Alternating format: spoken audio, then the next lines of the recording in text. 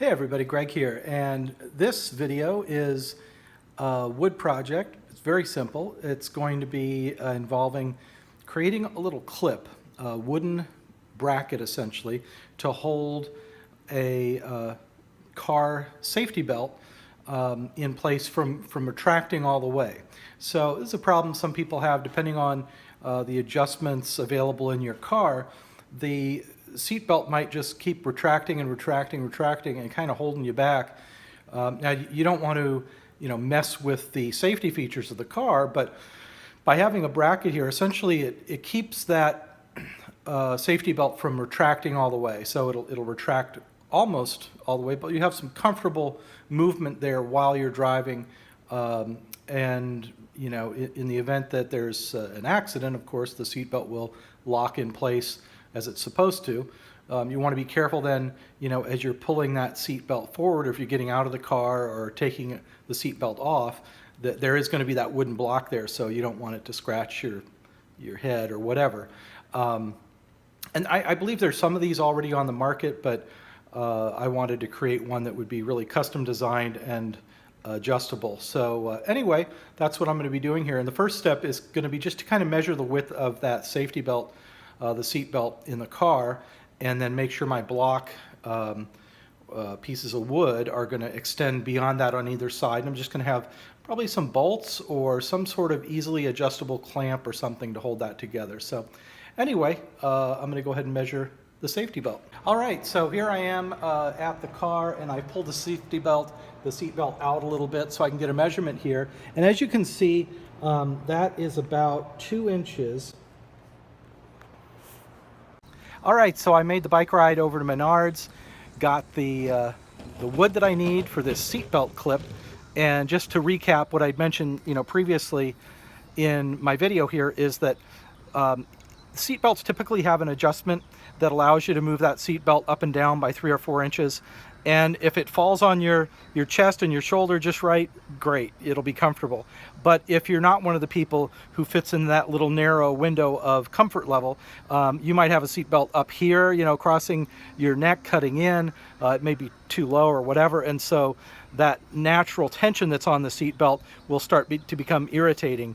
And so the idea of this clip is just to bring that seatbelt forward just a little bit, keep it from retracting all the way, keep it from being uncomfortable, and then yet still allowing it to, in theory, function when you move forward suddenly in an accident or sudden stop. It should still engage, it should still catch. Now, use this all at your own risk. I don't want to guarantee your 100% safety in your car, based on this video. I'm just saying, there are other similar clips on the market, and this is one like that. But again, this is all, at your own risk. But anyway, so what we saw previously is that the seat belt is 2 inches wide, and so what I'm going to do is take the wood that I have and cut that so that a 2-inch seat belt would fit comfortably between these two pieces, and that will hold the seat belt in place. Now let me show you what I have for wood here.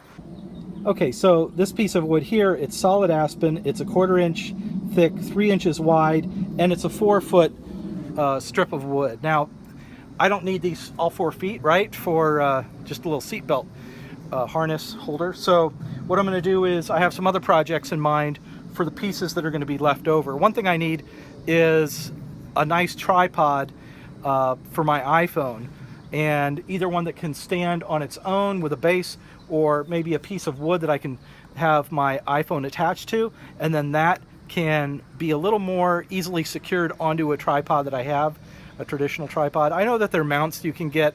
I just wanted to make something myself. So there's that. Plus I also need a very narrow shelf. As you saw in one of my previous videos, I used a scrap for a 25.5 inch width shelf, and so I'm going to do that again with another bookshelf where I want just a little narrow shelf in the back there to hold some things. So anyway, let's get started. So first I'm going to measure off the 25.5 inch segment that I want to use as a bookshelf addition, and I like to just go ahead and mark it with my thumbnail. I can see the imprint there, pretty clearly on the wood, and now I can go ahead and saw in that spot. Don't really need to have a pencil or pen to mark that up. Okay, So here's that mark where I measured off the 25.5 inches. I'm just going to saw that right at that area.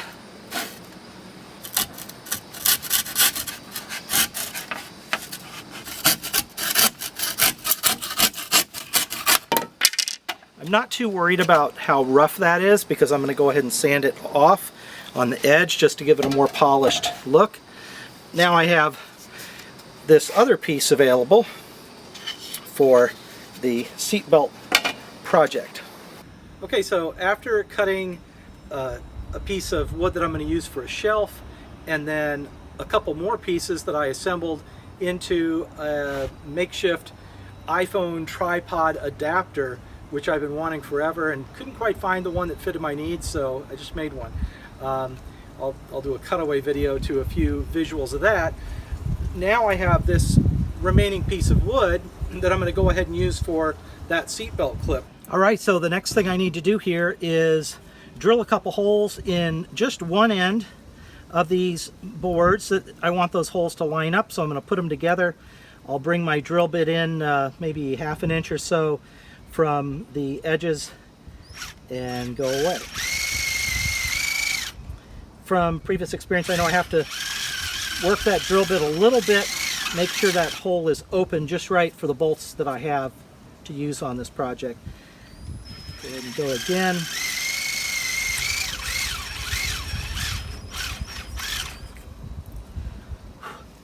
So it doesn't have to be perfect in terms of, they don't have to be identical in their distance from the edges. That always looks nice aesthetically, but not necessary for this project. There we go. That's where I'm going to put those bolts in. I'm going to put the clip on this side, and the belt will go through that space in the middle. All right, so here's the final product. I have the 2 pieces of wood, those bolts going through to keep it tight. These can actually be finger tightened, and that can accommodate whatever micro adjustments you need for whatever belt width you have, right? And then it's this clip, which is just a standard like binder clip that goes on this side that really keeps that held snug, and then just lifting that and pulling the belt out is as easy as it is. So I'm going to go ahead and take this to the car and show you exactly how that's going to look and function in operation. All right, so I'm in the car, and you can see behind me I have that seatbelt clip in place. Well, right now my seatbelt is on. It's attached, and if the car were to go forward quickly, it would catch and it would hold me. But I don't get that ever increasing, tightening that can sometimes happen when the safety belt, the seatbelt is retracting too far. And so there's this protective measure in place so that that doesn't happen, and it's not going to pull tight on my neck. So it's only the forward motion of my body very quickly in a quick stop or an accident where that's going to catch. But anyway, that's basically how it works. The clip is there, you can see, and it's easily removed. If I just go ahead and remove that metal clip, I can slide it right off the belt. Those bolts hold the other end in place, and as I mentioned before, you can micro adjust, just finger tightening those bolts here to keep that a little tighter if needed. One thing I want to point out is that you should be using the smooth side of these bolts, not the exposed rough edges of those bolts, and the smooth side should be facing you just in case there were an incident where the seatbelt came forward for some reason and did not stop, didn't lock in place. And in that situation, you don't want anything sharp or metal sticking out that might cause scratches or cuts on the side of your neck or something like that. So it's unlikely that would happen, but you want to be extra cautious. Now I'm going to take that clip and clip it to the bottom. So there we are with the clip holding those pieces of wood together. I can let that seatbelt now go back, and it will sit loosely on my shoulder. I'll go ahead and attach it, and then if I go forward, the seatbelt should come with me, and yet it's not going to retract so far that it becomes uncomfortable against my neck. Particularly for somebody shorter or taller, this could be handy. So one thing I want to point out is that when you're using this seatbelt retainer clip, as I am here, the seatbelt, won't retract. That's the idea. But it makes it harder to get in and out of the car because you'll have all this extra seatbelt, right, that's not getting retracted. And so when you get in the car, the seatbelt might be dangling on the floor or caught in between the door and the car or whatever. So something you can do with this is just kind of, hook it over the handle that most cars have. And then your seatbelt will kind of be up and out of the way so you can get in and out of the car, and when you need to buckle up, it'll be right there, easy to grab, instead of somewhere on the floor or between the seat and the door.